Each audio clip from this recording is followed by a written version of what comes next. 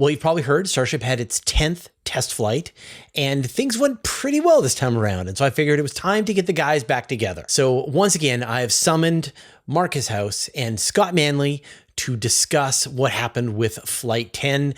We talk about sort of what led up to the launch, the interesting things that you should be watching during the flight, and then a lot of the repercussions, and of course, the great elephant in the room, what's going to happen with the Artemis mission. Well, I'm not going to give any more introduction.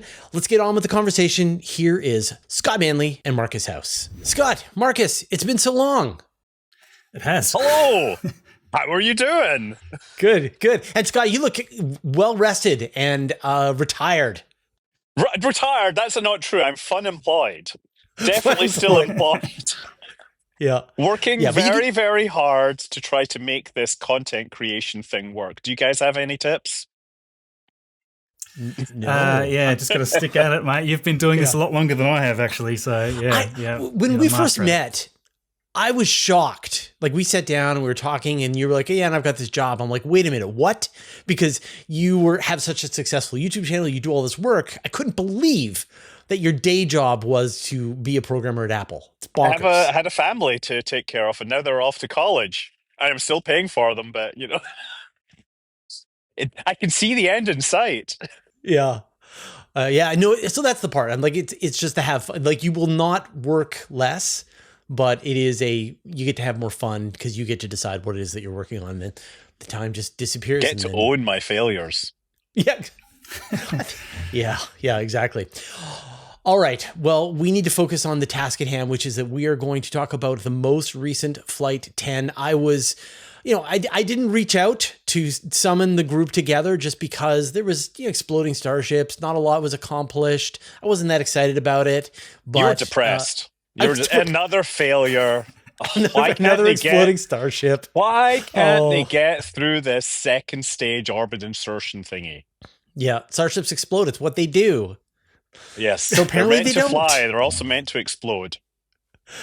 So, Marcus, what was the plan this time around? Yeah, well, as we've just said, the last 3 Starship flights have been pretty demoralizing because, they haven't been able to progress past where Flight 6 had sort of gotten. So it's been a hard year. And, we just needed to see what was going to happen with this Block 2 upgrade design that they sort of, they made many changes to the internals and all this sort of thing. And presumably this has caused a lot of grief. We don't know everything that's sort of been improved over this time, but this flight, luckily, much better.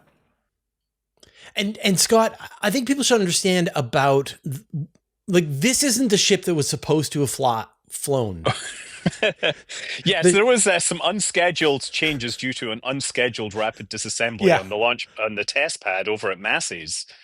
That was during they were supposed to be performing a static fire on their static fire test stand, and a COPV, or a composite overwrapped pressure vessel, basically exploded and took out the entire booster, the entire rocket, the entire Starship, and the test stand, which led them to an interesting turn of events where they had to retool the orbital launch mount so they could actually perform the engine test for this Starship using the launch mount without having to build an entirely new test stand. And they didn't want to do that. We're going to have a longer conversation at the end of this chat where we talk about the implications of making your launch mount, your test stand, and your landing pad. And what does that mean? And what are the risks involved when you have to move quickly and potentially break things? So we'll get into that. But let's talk about the launch itself. So Marcus, liftoff. On the third day, I guess we had a bad hose on the first day. On Sunday, we had weather on Monday, but on Tuesday, no delays. The thing took off. How did it look? Yeah, look, the launch was beautiful. It really was another spectacular one, and all 33 engines were motoring along beautifully right up past max Q, and then we had just one engine out. And it's interesting because that engine seems to be one that that flames out in previous flights as well. I think it was Flight 8 and Flight 4. I think the exact same engine location. So there must be something around that spot that needs improvement there somewhere. But other than that, the ascent was really beautiful. Hot staging, really beautiful yet again. They did cut away from the max Q shot which is kind of like, oh man, that's always a cool thing to see the shockwave come down and they kind of cut away. It's like, come on, that's the one shot I wanted to see. But yeah, maybe Tim caught it or something. Yeah. Oh, John first caught it, and it was a sublime image. One of those beautiful images of a rocket launch yet. Yeah. And we cut away from just it. Beautiful. Right. And then Scott, I want to talk about sort of the plan for Super Heavy, because we've been spoiled watching these Super Heavies come back and land, get caught gracefully by Mechazilla, embraced, and put gently down. But in this case, this one was headed for the ocean again. What was the plan, and why'd they do that? Right. So they'd already demonstrated reuse, the capture, and the recovery and the reuse, right? They were now at the point where they wanted to see what the dynamic limits were on the booster, because in the previous flight, they attempted to fly the booster back to the ocean with a very, very aggressive angle of attack, 17 degrees. That's relative to the airflow. And that means they can come down at a much steeper angle. The steeper your angle of attack, the more drag you get, the more cross range you can get. And so therefore, that helps you in terms of your safety zones. You can have the booster coming down further from your tower if it has the ability to glide in, right? But the 17 degrees was too much. It caused too much lateral loads, which caused the downcomer, the big pipe along the center of the tank, to just basically sag and break under the lateral load. So that caused the booster loss in the previous flight. So this time, they found where it broke, they dialed it back, they were still going to be more aggressive than they'd been on previous flights, but they were still going to be pushing the limit. So that was what their big plan was. And they were also bringing it down to a hover, not on the ocean as we've seen in previous hover landings. They actually stopped like a couple of 100 meters up, which is kind of similar to a tower catch. But honestly, I think the thing they were more interested in was making sure it hit the ocean going fast enough that it wouldn't float around for a while. Right. Yes. But it was always the plan. The plan was they weren't going to try to catch this one. Like, part of it is that this is the end of the life for this generation this is the V2 boosters. Of the Raptors and the boosters. Yeah, they didn't want to capture another booster because they would never reuse it, right? So there was no point in actually catching this for them. Or, I mean, there would be a point, I'm sure, but there was team catch and there would be team destroy, and team destroy won the day. Right. Let's push this thing to the limit. And that was actually a theme for this entire mission, which was that they push a lot of things to the limit, and it seems to turn out all right. But again, that's a spoiler alert. All right, Marcus, back to the story.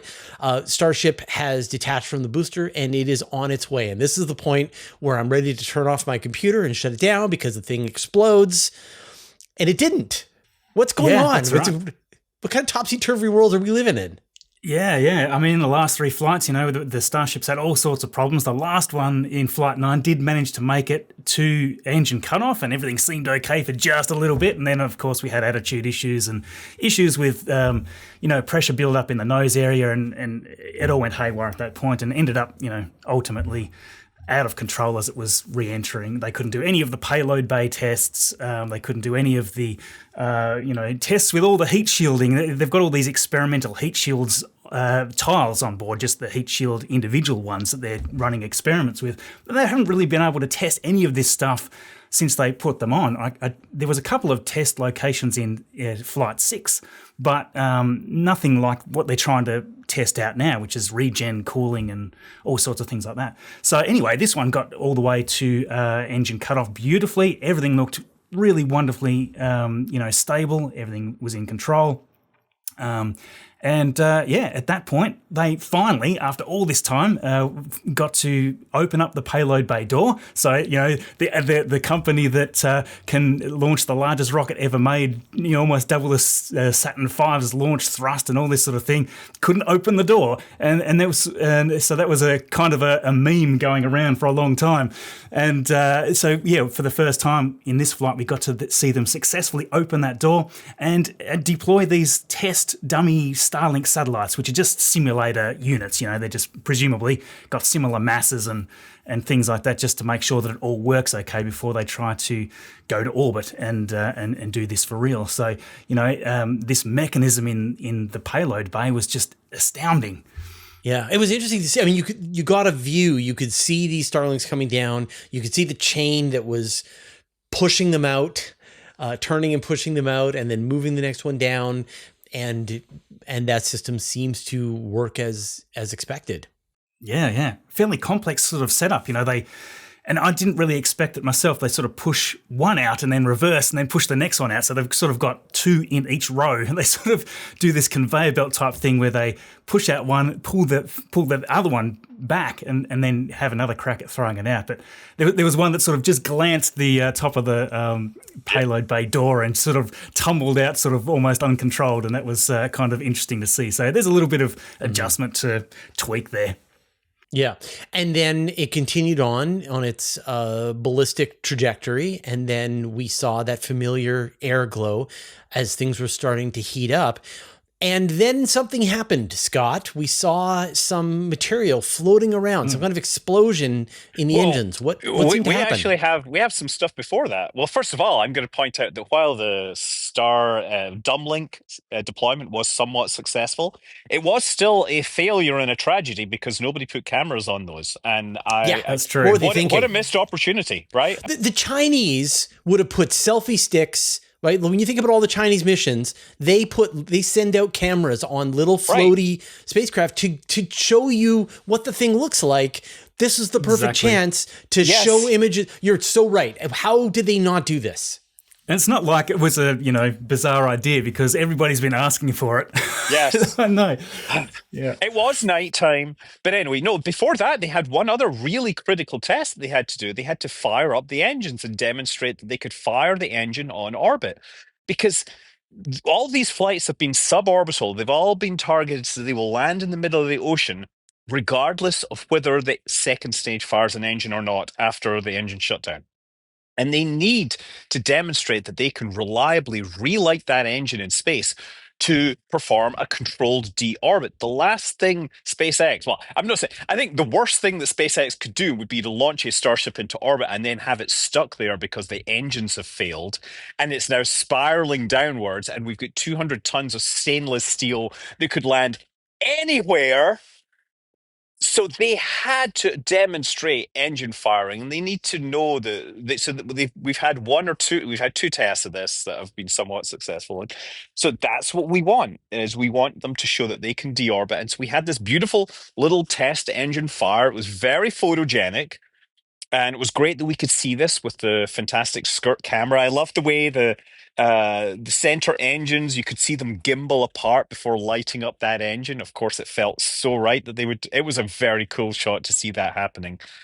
But yeah, they fired those engines up, and so now they're one step closer to going to orbit on a future flight. They maybe do it on the next flight. I don't know. It depends on how confident they are. Again, the stakes are high. Yeah, because and we're gonna talk about that elephant in the room that still remains in the room when we get to the end of this conversation. The elephant in the room rather than the elephant falling from space, right? Yes, and not burning up on the way down. Yes, but yes, re-entry was the next step.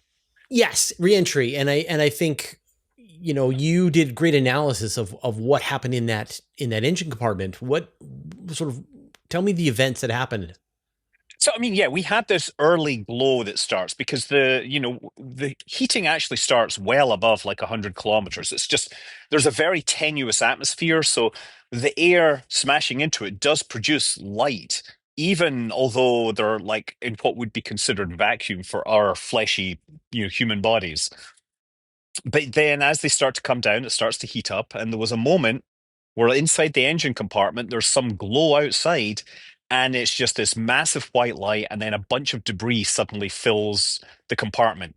And you can see that it's still effectively zero gravity because it's all floating around. Right, it's just floating around like in zero G, but it is technically experiencing re-entry forces. You could see actually pieces floating out and then starting to generate these trails. Yeah, and then kind of zipping away behind the spacecraft as they. But initially, they would fall down and they would make that trail for a good amount of time as they slowly moved out of shot.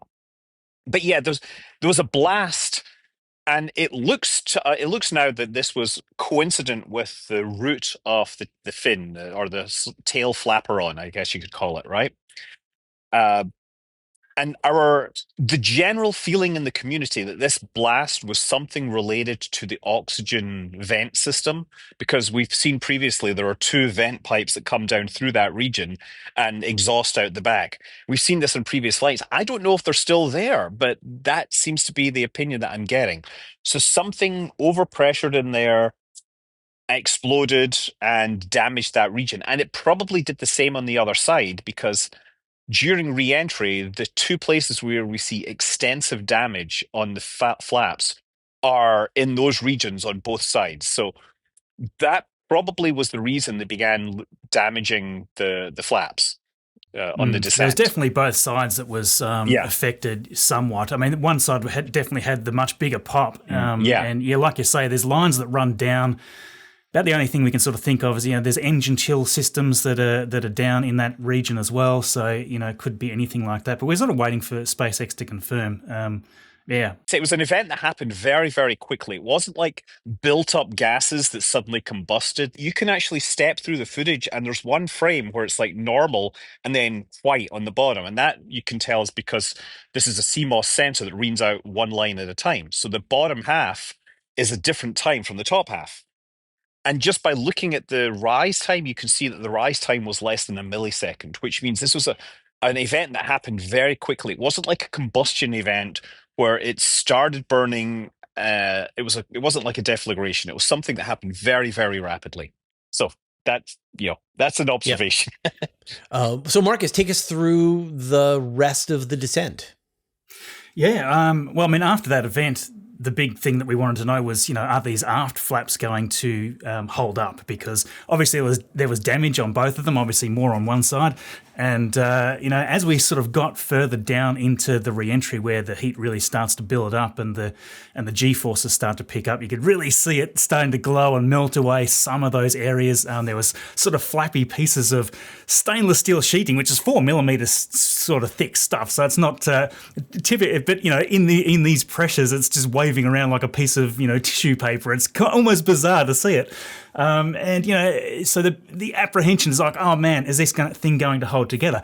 However, what we really wanted to know was the forward fins, because the forward fins had been moved in this Block 2 design. They'd been moved more forward and sort of leeward, which is more towards the back of the vehicle, not towards the heat shield side. So what that means is that the plasma can flow sort of around the hinge instead of directly over the top of it like it had been in previous flights where they were just melting through that hinge area. Anyway, that was beautiful. That was the one thing that I really wanted to see from re-entry, seeing that those forward fins perform really nicely. And as far as I can see, there was no damage that we could see from the camera views, because there was cameras on all 4 fins. We were seeing views from all that. And apart from the 2 aft areas, which had obviously been affected by this event earlier on, no problem. And, as we got further down into that, down towards max peak heating and stuff, it was clear that the aft flaps were going to hold up quite fine. The big question at that point was, would they still have the control authority? Was there anything else damaged in there that would stop it from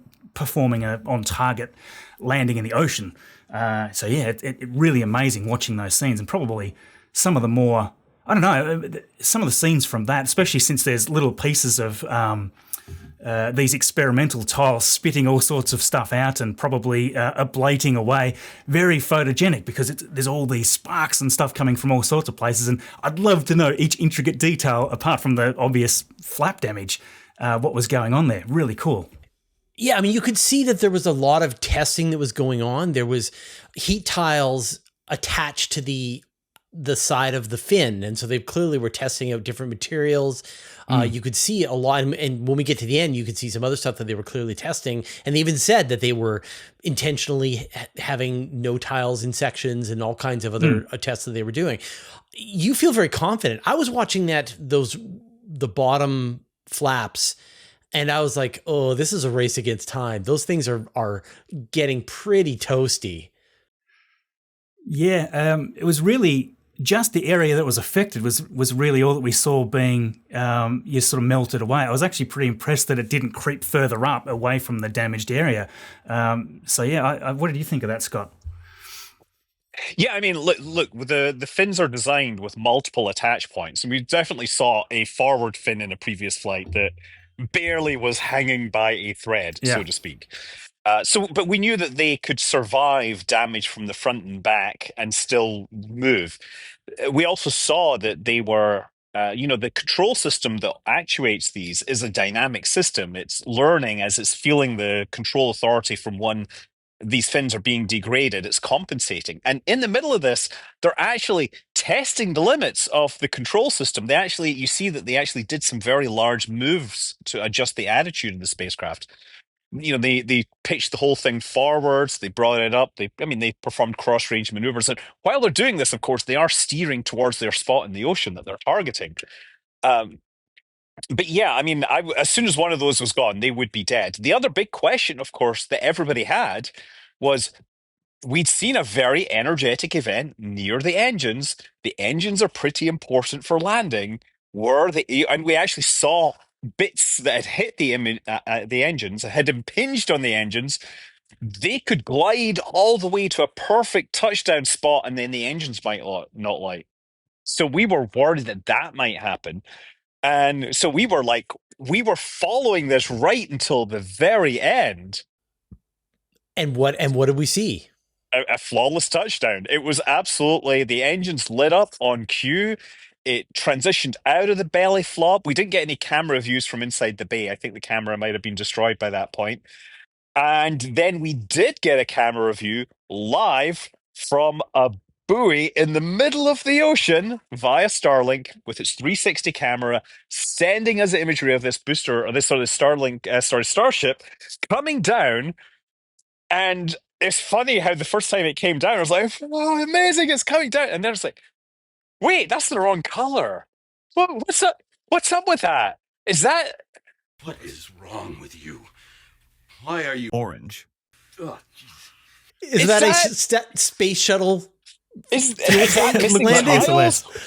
What? Yeah. Orange rocket bad is what I keep hearing the Starship people say. Well, now you've got an orange rocket. What are you going to say? Now what are you going to do? Yeah. What are you going to do? You're now team orange rocket.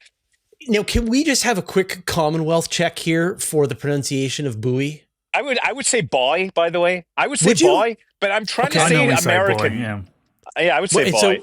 But and Marcus, you would say boy as well? It just confuses people when you say a boy floating in the middle of the ocean.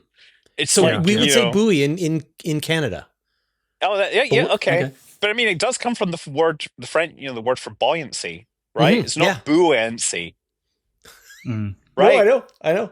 Yeah, I every now and then I just want to sort of follow. But it does help with understanding what it is. Heritage, right? Yeah. Sometimes the evolved word actually makes more sense. Right. But yeah, that was incredible. And in fact, we got another video that was released today. When I'm recording this. I think we should talk about how for the last, before that was released, there was a lot of speculation as to what the state of the booster was.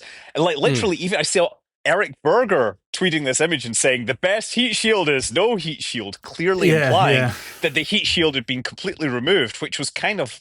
Well, there were other less SpaceX fanboy type people who were implying that the entire heat shield had been ripped off. Right. Which is a weird claim, right? Because, you're looking at the entry right down to the point where they cut away from the onboard cameras and all the shielding across the side is clearly still intact. So I don't know.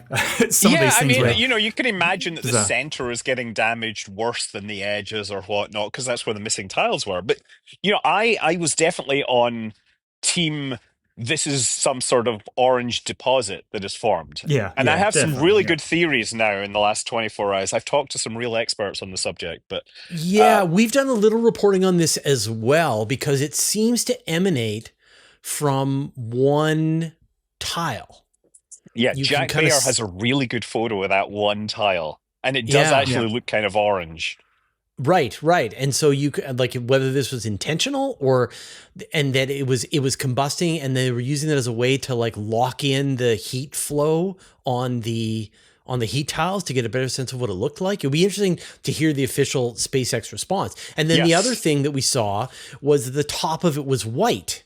Right.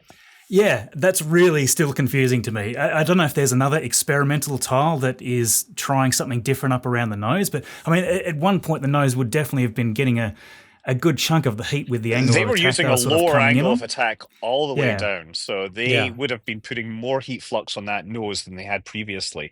And because it's a two-directional curve, it's actually got a sharper rate of curve on it. Therefore, it should be seeing more heat flux naturally.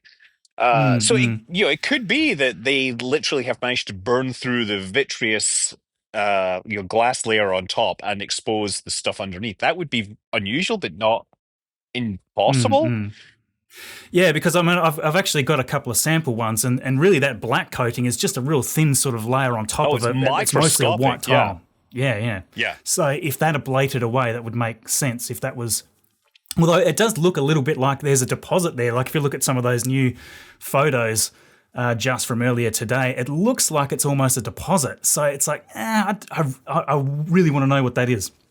Yeah, so the new photos came out, and not only are they utterly spectacular and mind-blowing and like jaw-dropping, they also pretty much show that the tiles are still there. You can still see the tile patterns. They are just now orange. Right. And so I think we can just mark that this is an homage to the space shuttle. When you think about it, the original space shuttle tank was white, and then later on they changed it to orange. It's art. It's art. That's what it is. I mean, Yeah. the Starship landing, the way it belly flops down and transitions to a landing, that is poetry in motion as far as I'm concerned, right? I think it's a terrifying nightmare, but I will never get inside. No way. Not a chance. I know you got a pilot's license. Pilot that, Scott. Oh dear. I have been flying some very high performance jets recently, but I'm not sure I'm ready to fly a Starship just yet. And like Tim wanted to get on that boat, but yes, that's been I think canceled. I would need a lot more flight experience on that. But yeah, one good theory that has come my way as to the orange coloring is if the tile that it was sourced from, or the whatever, is the transpiration cool tile. The idea is that the original idea for Starship is they would use transpiration cooling, right? They would blow methane through it and it would perform a protective layer. Well, people that know a lot about atmospheric chemistry and shock heating and things like that have pointed out that if you have a largely nitrogen atmosphere and you're blowing methane into it, it actually it's an analog of the chemical activity on Titan with its orange tholins particulate smog in the upper atmosphere. So we could be seeing something like that. And I'm really interested in that because I was actually at NASA Ames a few weeks ago, and they were doing like a Titan re-entry experiment. So that's where I'm leaning right now. Yeah, and I've got a recent interview on the channel talking with somebody about transpiration cooling for hyper velocity vehicles, and we talked quite a bit about whether it would work on Starship and what are the best kinds of gases to use. So it is really interesting to sort of think about that. I doubt that's what they were doing, but it would be amazing if it was. So then Marcus, I guess lands in the ocean, explodes as they do. I guess I got my explosion, I guess. Yeah. So, and that's another. To be clear, that was a criticism. scheduled disassembly. That's right. Yeah. That's right. It's sort of a criticism I see. It's like, oh, it just blew up again. It's like, you're not looking at this right. I mean, it's a 50-meter tall, roughly, with 4 millimeter thick steel. It's not made to fall over and stay intact. I mean, they can put all these reinforcements on it so that it has a chance of surviving better. But I mean, you're trying to cut down mass of the vehicle to get payload to orbit. So you don't really want to design in things that aren't needed. And to say, oh, it exploded. Yeah, of course it exploded. It fell over. It's like it's one of those things. That's right. So I don't see a problem there. As soon as you break the thing in half, the methane, the oxygen mixes straight together. You've got flames everywhere. Of course it exploded. So, yeah. But the other thing that is worth looking closer into, I think one of the engines looked to be underperforming out of the three. I'm not 100% confident in that from the footage that we saw just earlier today.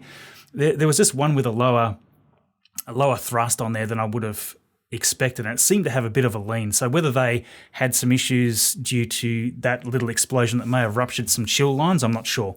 But so we'll be looking for information on that. Now we'll move into the kind of future and speculation phase of this conversation. And the first thing, Scott, is let's talk about the launch platforms, because as we said, the previous ship that was supposed to be on this flight detonated and took the test tower with it. And so they had to do their hot fire test on the launch tower. Where are we? And they're building another one, but where are we in this sort of larger picture? Well, we have one more V2 ship, if I'm counting correctly, right? So if they're going to fly that one next, they can again do the test on that system. Meanwhile, the V3 test stand has started work earlier than they planned, I expect. So, but you have this issue, which is like the thing we're all waiting for is to see Starship go orbital and then fire its engines, return, and try to make that Mechazilla capture. But if your test stand is your launch stand is your capture stand, that's putting a lot of eggs in one basket. So it makes sense to kind of wait and break this process up. I mean, if you think about it, though, they're only going to have to do one capture with the V2 Starship if they choose to do it on the next flight. So it doesn't matter if it destroys its test stand. Right. It's not needed anymore. And then you might argue that, well, if it's V3 Starship, that's a new Starship, so we should probably go back to demonstrating that it can relight its engines in orbit before we launch one to orbit. Yep. There's a couple of sides to this argument, really. You've got so the Massey's test stand was all set up for, and it was just a stand, really. So not as dramatic to try to repair and replace that than anything at the launch site. But the thing with the Massey's site is it was all set up for Block 2, these version 2 starships to be and boosters to be tested, and there was only the one. There was only the two to be tested at the time. So. Given that you've only got these 2 Block 2s left to fly, one of those that has just gone, the launch tower was set up for the Block 2s. The next launch tower that they're trying to finalise now is set up for the Block 3s. So the old launch tower, the old launch pad 1's orbital launch mount, that really only needed to survive intact for 2 more launches. So they kind of took the risk, So instead of having to repair Massey's for a ship that we've only got 2 more of, let's adapt this.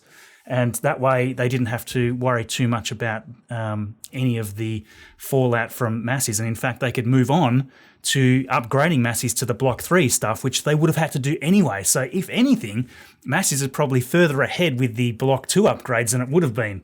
So there's 2 ways to look at it. And then the next issue I want to bring up is the fact that they did launch those 8 dummy Starlinks and demonstrating that they could probably launch with more of them. And if they go into an orbital trajectory, they should be able to actually launch a full cadre of Starlinks. So are we at the point where they could be revenue neutral, where the value they get from launching a bunch of V2 Starlinks pays for the cost of the test, whether or not they get the Starship back? I mean, so they at this point, they have the biggest heavy lift rocket that is currently operational if they wanted to expand Starship, right? If they wanted to just put a giant fairing on it, they could be launching huge payloads and everything. But yeah, with Starlink, I'm not going to say revenue neutral, but they could certainly actually make revenue. They could actually try launching these, what is it, V2 or the V3 now? Whatever, the big ass Starlink is the technical big ones, term. Yeah, the big ones. The ones that give us broadband in our pocket everywhere in the world or whatever. Yeah, you'll still need a reasonably big pocket for that antenna. Maybe you'll wear it on your head. My wife was watching she was like, is this just a big Starlink ad? They pushed it pretty hard. I mean, Starlink is a major revenue center for SpaceX. They now have 7 million subscribers, they announced. So that is, $7 billion a year? I don't know. Like lots. It's worth noting, actually, that next year, well, they were saying, there's an article that was saying that by next year, they're hoping to have a higher amount of revenue coming in from Starlink than NASA's entire budget, based on the current budget proposal, right? It's like, wow, that's crazy. Yeah. Yeah, I'm going to be putting Starlink in my plane so I can live stream while flying. That would be cool. That's cool. Yeah. I'm not sure how legal that would be. But, yeah, I mean, the captain may tell you to turn off your electronic devices. Yeah, but I am the captain. I'm the pilot in command. Feel free to ignore the captain. So now I want to address the elephant in the room. And that is Artemis, the long shadow of the Artemis program. Humans on the moon, 2027. That's like 18 months from now it begins, and we don't have a lot of time before we actually are supposed to see humans setting foot on the moon. And I think the thing that, like, that delay, the explosions of the starships, like what that cost them was time. That they pretty much lost almost a year in going through this process. And yet the time is ticking. So Marcus, where are we, do you think now? What's left in our to-do list for Starship to be the human landing system for the moon, for the upcoming Artemis? Yeah, I mean, the thing I like to harp on about a little is legs. There's just one part of the puzzle. It's like, come on, we need a leg design somewhere to have Starship actually be able to land on the moon for a start. But the biggest part of the puzzle really is the propellant refilling systems. And you need to have a vehicle up in orbit that's serving as some sort of depot. You need to be refilling that. So apart from getting to orbit and doing a Starlink deploy test, which I'm actually hoping will be the next mission, if they're confident enough in the Raptor relight, all that sort of stuff, then finally we're at a stage where, okay, we're getting payload to orbit, we can deploy stuff, great. At that point, what you could almost do is, if you can send up one empty Starship that's just serving as a depot, you could essentially just top off with each Starlink launch that you'd test out. You could just top off and do some of these propellant refilling tests to see if you can slowly trickle fill this depot in orbit. And, fast forward a year, hopefully you've got so many Starlink missions going up and so many little propellant refilling tests that all of a sudden it starts to really steamroll. And that's the hope, of course. But yeah, there's a long way to go. Madness. I mean, you're looking at 15 to 20 full Starship launches to just refill the tanker to be able to make its way to the moon. If you're going to then try to turn that into more, that's right, all of the intricacies of that process. I mean, we just don't know if you can transfer propellants. We don't know what the payload. We don't know if you can have the cryogenic propellants last for long periods of time in the conditions of space. There's so many unknowns and so much is riding. Like, we need to see the tank in space. We need to see it get refilled. We need to see the human landing system go to the moon. We need to see a test landing. There's so many steps to tick off, and it seems implausible unless everything goes 100% correctly at this point on, with no issues, and it's just step after step, and they nail everything. It seems hard to. It seems hard to really see that happening. But good news, NASA's getting its budget slashed. So, That's right. So there's less of an urgency from NASA's perspective as well. But don't worry, because he says ironically, just in case you guys are missing that, not pleased. Don't worry, we have Blue Origin, right? Blue Origin, they are known for developing their projects really, really quickly. Wait a minute, weren't they supposed to launch a rocket to Mars at some point? They're launching their rocket to Mars at the end of next month with the Escapade. So, it's currently scheduled for 29th of September. Yeah, the one's supposed to launch in March. Very much looking forward to their lander. Yeah. I mean, they're trying to do a moon lander mission, and they say by the end of this year. Yeah. And I would love to see that. That would be really cool. I would like to see, honestly, I would like to see Artemis at least modified in such a manner that whichever company delivers a working lander, they get to carry the first one, right? It's going to be Firefly. Firefly Aerospace. Yeah, but you can't put humans on Firefly unless they're very small. They'll pull it off. They're the ones who landed Blue Ghost. Everything worked great. They're the ones I trust. Put a little capsule on top where an astronaut can just hang out inside, fly them to the moon, and return them back from Earth. Why do you need a capsule? You could have an astronaut just in an EVA suit for the whole flight. Right. We've seen this in the 1960s. The lunar escape system, where they could just sit on basically a rocket powered lawn chair. Yes. They didn't even need IMUs. They figured out how to fly it. They didn't even need controls. They actually figured out you could fly it just by leaning left and right to steer. Yeah. And they had an inflatable tent that you could just sit on the surface of the moon and wait for rescue. So NASA has already thought of all of these ideas. I think we've reached the end of we're getting silly now. So Scott, Marcus, always a pleasure. Scott, what are some interesting projects that you're working on now that you're retired. You must be working on all kinds of stuff. I mean, okay, so like obviously I'm working on all my aviation stuff, but that's a whole separate thing you guys aren't interested in. Right now, I'm actually there's a whole series of videos from NASA Ames which I recorded while I was there in July, and very specifically, I'm looking at the Titan atmosphere shock tube simulation because I think that's kind of relevant to why we might get orange chemicals on the surface of Starship. So that is something I'm working on literally as we speak. Well, not literally, but before this and after this. Yeah. Right now, you're kicking back in your backyard, drinking a beer, talking about Drinking Starship. a beer. Yeah. Marcus, what are you working on? I mean, now that we've had this flight and it's been, successful again, we're really sort of dialing in to see what's going to happen with all the Block 3 upgrades and stuff as they happen. And as to your point earlier, how they're going to catch Starship and the booster and all this sort of stuff. And, we expect a lot of upgrades going on, even on the initial tower, so that they can essentially use both for that purpose. And, of course, over in Florida, you've got multiple towers that are there's one tower already there. They're already working on building a new one. So, we've got Sean, our photographer, and stuff down at Starbase, and we're trying to dial in to make sure that we're capturing everything that we need to talk about each week, because we really focus on the Starship nitty-gritty stuff each weekend. So, yeah, that's us ticking along. Yep. And for people who are interested, I've got an interview that I did about a week ago with a legendary architect with the European Space Agency, Marcus Landgraf, about skyhooks. And he is working on a practical design for skyhooks. And we talk about that and space elevators. And, he is one of the most senior people at the European Space Agency, and yet is still super excited about non-rocket forms of getting to space and getting into higher orbit. So it's a really interesting conversation with somebody who knows what they're talking about. Yeah. Excellent. Yeah. So awesome. Check out that interview. All right. Well, guys, always a pleasure. If people want this to happen again, Starship has to continue to be successful, I guess. Yes. Keep flying Starship, right? Don't stop, SpaceX. I'm telling you now, don't stop.